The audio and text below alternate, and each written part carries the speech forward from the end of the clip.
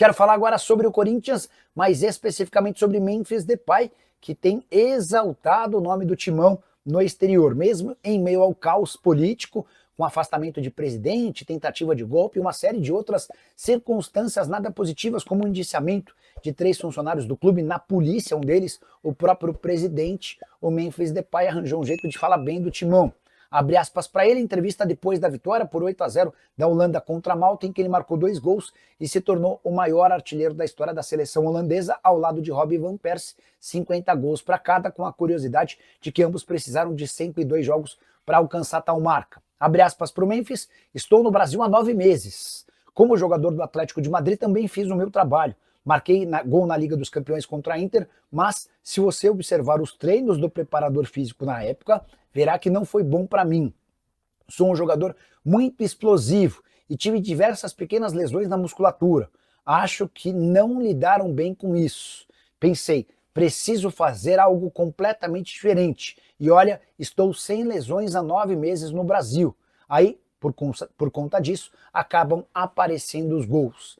O que o Memphis afirmou é que o Corinthians montou um plano bem bacana do ponto de vista fisioterápico, médico e também de preparação física para que ele pudesse atuar sem contusões. Essa era uma das grandes preocupações, de fato, quando o Corinthians contrata o histórico de lesões grande que o Memphis vinha enfrentando desde nos últimos anos. Mas no futebol brasileiro a coisa funcionou muito bem. Memphis foi decisivo, especialmente na conquista do título do Campeonato Paulista, e tem gerado enorme expectativa. Memphis, que foi liberado do confronto dessa quinta-feira, o último antes das férias. Memphis Depay, Carrillo e Martinez já estão de férias por opção da diretoria. Só para completar sobre o Corinthians, a vaquinha virtual para o pagamento do financiamento do estádio foi prorrogada agora de forma oficial até 31 de dezembro. Até aqui a arrecadação pouco superior a 40 milhões de reais. Bastante se for levar em consideração que essa grana vem de torcedores. Pouco se você for imaginar que a intenção era alcançar 700 milhões de reais. Hora de falar sobre o Corinthians, que acaba de confirmar a perda de um atacante que parecia muito promissor. Giovani, 21 anos de idade, ponta direita e ponta esquerda. Ele havia sido comprado 4 anos atrás do Capivariano por 3 milhões de reais. Valor bastante alto para um atleta que chegou para o sub-20. Existia muita expectativa em cima do Giovani, mas a verdade é que ele não conseguiu decolar com a camisa do Timão. Importante lembrar também que desde o ano passado ele vinha tendo menos oportunidades, exatamente por conta de uma estratégia do Corinthians. A percepção interna era de que, já que ele não quis renovar, não podemos deixar que ele brilhe. Foram várias as tentativas para a extensão desse vínculo e o Giovani disse não a todas. O contrato só se encerrava em 31 de julho, mas o Corinthians e o Giovani se acertaram para a liberação imediata. A partir de agora é esperar onde é que ele vai pintar. Eu soube que o Red Bull Bragantino em algum momento fez contato, também teve oferta do Monza da Itália na temporada passada. A tendência é que o Giovani seja anunciado em seu novo clube nas próximas horas. Na atual temporada, Giovani disputou apenas 2 partidas com uma assistência. Só para completar o noticiário do Timão, Pedro Raul se igualou a Yuri Alberto em número de gols na atual temporada. Os 2 atacantes que são do Corinthians, embora Pedro Raul esteja emprestado ao Ceará, ambos têm 13 gols cada. Já Alex Santana se despediu nas redes sociais do Corinthians, empréstimo fechado com o Grêmio, vai render 100 mil dólares ao Timão e ele fica no Grêmio até o fim da temporada.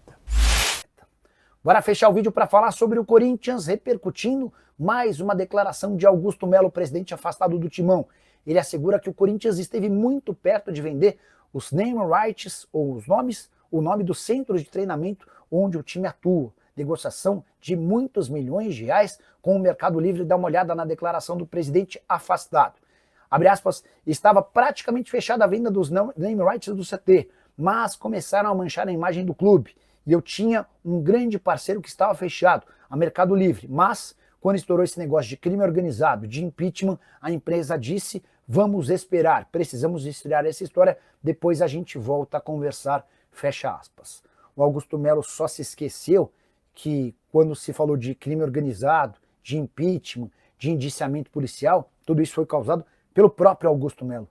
Foi ele o responsável por colocar os maiores contratos da história do Corinthians, foram 2 patrocínios master superiores a 300 milhões de reais. O Corinthians hoje tem o maior contrato de TV graças ao Augusto Melo. O acordo em relação a placas de publicidade também muito maior do que de todos os concorrentes, mas foi o Augusto quem colocou o Corinthians nas páginas policiais. Primeiro sendo indiciado por furto qualificado, associação criminosa e lavagem de dinheiro no escândalo envolvendo a VaideBet, e depois por conta de uma série de outras questões que mancharam o nome do Corinthians. Então, se alguém é vítima, certamente não é o Augusto, e sim o Timão. De qualquer maneira, gostaria de saber a sua opinião sobre a passagem do Augusto como presidente. No dia 9 de agosto, os sócios vão definir se ele será afastado de vez, sofrendo impeachment, ou se ele retorna ao comando do clube. Já uso o espaço para comentário para dar uma nota para o Augusto, dizer o que você pensa sobre o presidente e também sobre essa negociação com o Mercado Livre. E sem Augusto Melo, talvez o Corinthians ainda possa retomar as tratativas para venda dos naming rights, se é que essa história é verdadeira, até porque uma das grandes características do presidente afastado é contar mentira.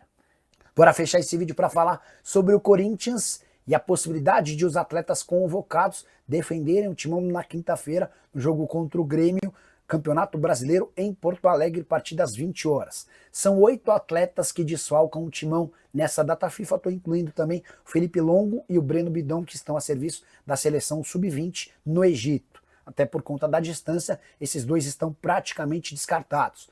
Memphis Depay também tem pouca chance de jogar, até por estar em outro continente. Carrilho e Félix Torres estão no Peru. Eles se enfrentam, Carrilho da seleção peruana, Félix Torres da seleção equatoriana. Difícil imaginar que eles possam ser utilizados na quinta, até porque devem ser titulares de suas seleções.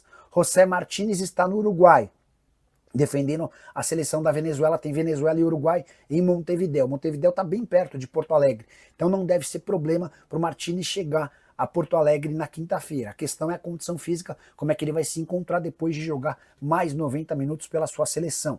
As mais prováveis presenças na partida de quinta-feira do Timão são de Hugo, goleiro da seleção brasileira, que vai estar na Neoquímica Arena nessa terça-feira para o confronto contra o Paraguai, e Romero, que pertence ao Corinthians, convocado pela seleção paraguaia, até por já estarem em São Paulo, devem fazer uma recuperação mais prolongada e devem jogar pelo Timão na quinta-feira. E você, o que pensa sobre tudo que eu contei no vídeo? Não esquece de deixar like, de se inscrever no canal. Bora falar agora sobre um ex-corintiano livre no mercado. Romarinho, 34 anos de idade, aquele mesmo, autor de gols super importantes com a camisa do Timão, foi dispensado pelo Al Rayyan do Catar. O clube Qatari anunciou a saída de 3 atletas nas últimas horas. Romarinho, Paulo Vitor goleiro e Brenet, que é um lateral esquerdo estrangeiro. Importante contar que o Romarinho fez apenas 3 partidas pelo Al Rayyan. Ele havia se mudado no meio da temporada do futebol lá no mundo árabe. Ele defendia o Neon, que tinha tudo para subir para a primeira divisão. Mas Romarinho tinha feito um tratamento para tentar engravidar a esposa e acabou sendo pego no doping. Para não correr risco de ficar sem o jogador, o Neon decidiu rescindir o contrato de forma amigável do Romarinho, que se mudou para o Al Rayyan, mas não foi feliz no Catar. Só 3 partidas, a última dela em 11 de março, até por isso Romarinho foi dispensado, liberado para buscar um novo clube. Resta saber se o futebol brasileiro é uma possibilidade. Quando da saída dele do Neon, já especularam o futebol brasileiro, mas a mudança para o Al Rayyan foi muito rápida. Imagino que se ele ficar desempregado por algum tempo, devam pintar propostas do futebol brasileiro e eu vou estar aqui para te contar cada uma delas. Combinado? Fala pessoal, estamos aí com atualizações importantes do Corinthians. Se inscreva e ative o sininho para receber mais atualizações do Timão. Deixe seu like, que é muito importante para o crescimento do canal. Utilize o espaço aqui embaixo para registrar sua opinião. Ficamos por aqui com mais esse giro de notícias. Um abraço e até o próximo vídeo.